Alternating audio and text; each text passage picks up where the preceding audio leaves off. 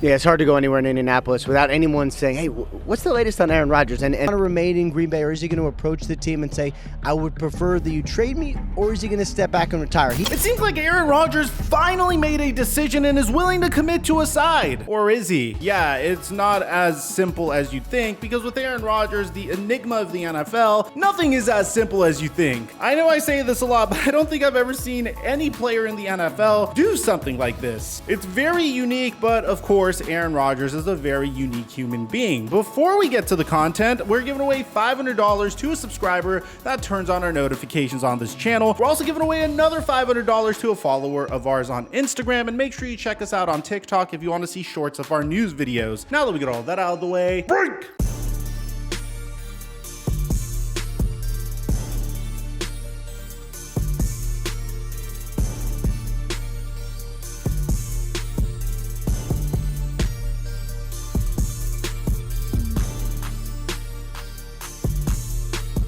Mic check 1 2 1 2. What's going on, everybody? We could all agree on one thing, ladies and gentlemen, and it's the fact that once free agency starts, it's going to be absolute insanity. It seems like as time progresses on, we're getting more and more drama in regards to quarterback empowerment, and I'm actually used to seeing something like this in the NBA, because in the NBA over the past decade, I've been witnessing player empowerment. But over the past 2 years, you saw Tom Brady leave the New England Patriots to join the Tampa Bay Buccaneers and win a Super Bowl with them. That eventually taught all current Hall of Fame quarterbacks that, hey, take control of your careers. You want to put yourself in the best situation to succeed. You don't need to be with one franchise for your entire career. Make sure you're with a head coach that believes in your ability as much as you do, and put yourself in a situation where management actually listens to you. The players that come to mind in regards to attaining that ability to have management listen to them is Patrick Mahomes, and before he retired, of course, Tom Brady. More recently, Aaron Rodgers has been getting the same type of love from the Green Bay Packers front office. It seems like when you ask him, the conversations in regards to his relationship with the Green Bay Packers, Brian Gutekunst, has been going very well. Their relationship is significantly better than it was last year, when there was an absolute frenzy about what he wants to do next, and him literally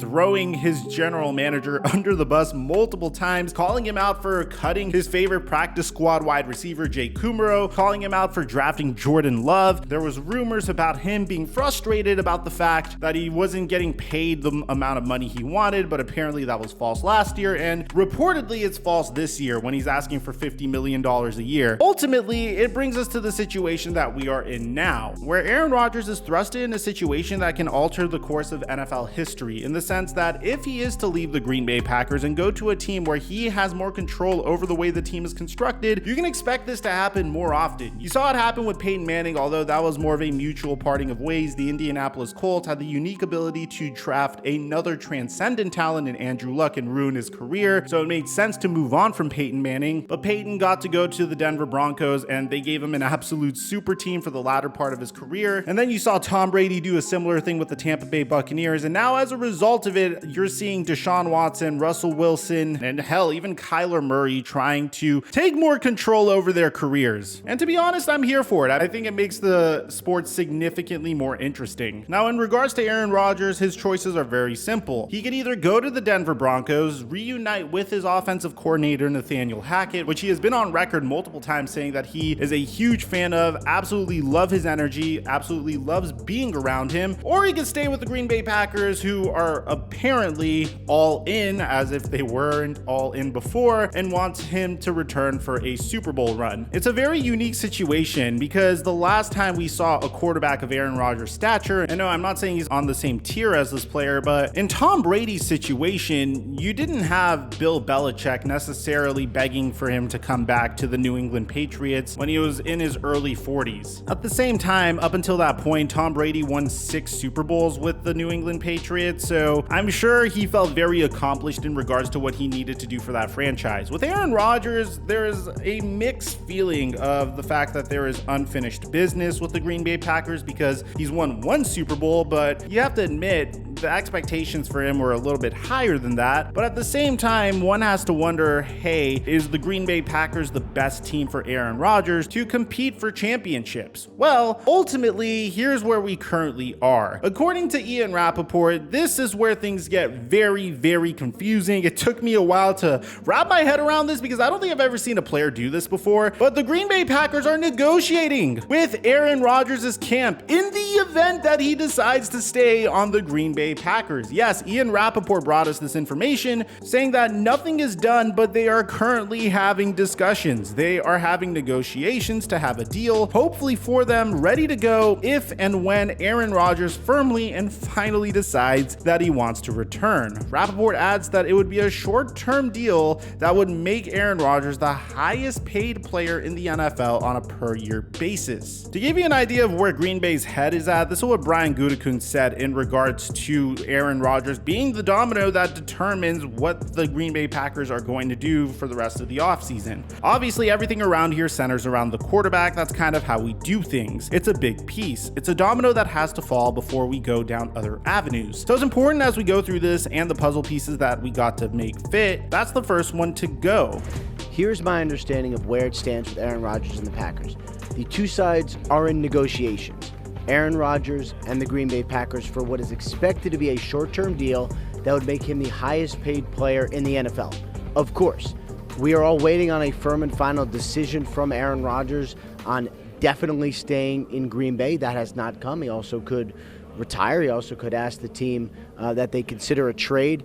But the way it's going, certainly it is headed in a good place. He has spoke positively about the Packers, and the fact that they are negotiating a possible deal for him to maybe take when he makes a decision, it's all good news for Green Bay. If you're a Green Bay Packers fan, this is tremendous news because currently the Green Bay Packers are favored to keep Aaron Rodgers. Although I personally think he's going to go to the Denver Broncos, so much so that I placed a Super Bowl bet on the Broncos to win a Super Bowl. And bear in mind, I'm not a Broncos fan. It's just what I think is going to happen. And also, it was like $100 to win $2,200. So I would take those odds. So this is a very interesting situation. And I think it really comes down to one thing. What does Aaron Rodgers want at this stage of his career? You have to bear in mind that Aaron Rodgers is one of the greatest quarterbacks of our generation, and as a result, he was paid as such. Throughout his entire career, this is an individual that has made $263 million. So the choice is very simple. Does he want to accept the money and try to run it back with the Green Bay Packers, although the Packers don't really necessarily have the greatest opportunity to win a Super Bowl next year, at least in my opinion. I've been wrong about predicting Wisconsin not winning championship games in the past, especially when I thought Giannis Antetokounmpo made a horrible mistake returning to the Milwaukee Bucks on my Flight Mike channel, and then they ended up winning a championship. But I'm just saying, speaking strictly from a on-paper perspective, you look at the salary cap space that the Broncos have, it's significantly better than the cap space that the Packers have. The Packers pretty much reached their ceiling. I mean, I don't think it gets any better than it did last year, although, yeah, I guess Robert Tonyan could have been available for the Green Bay Packers during that game against the San Francisco 49ers, but aside from that, I don't really see the upside of him returning to the Packers. But this isn't my decision. It's honestly his decision. And if you're a Green Bay Packers fan, this is a reason to remain optimistic, because typically when players want to leave their teams, they don't give them the light of day like this. They don't sit down and engage with that team in negotiations in the event that he wants to return. I think this is very much the type of situation where Aaron Rodgers wants to see, hey, if I do come back, how much would the Green Bay Packers give me? I want to make sure that I know what my options are and not just assume something in my head. Although this is something that would typically take place after Aaron Rodgers would officially make his decision to return to the Green Bay Packers, it's still a reason to be optimistic if you are a Packers fan. Ultimately, I think the Packers are in a good situation either way, even if they do need to move on from Aaron Rodgers. Yes, I know Jordan Love isn't the most exciting prospect, and he's definitely not Aaron Rodgers, but in regards to putting your team in a good situation salary cap wise for the future and potentially getting some first round picks for a 39-year-old Aaron Rodgers, it's not necessarily the worst case scenario. We're going to keep an eye on this because I think we're going to get our answer within the next 2 weeks. Aside from that, let me know in the comment section down below what you guys think about all this. Aside from that, I'm your boy Mike, and I'm dropping our mic until our next upload.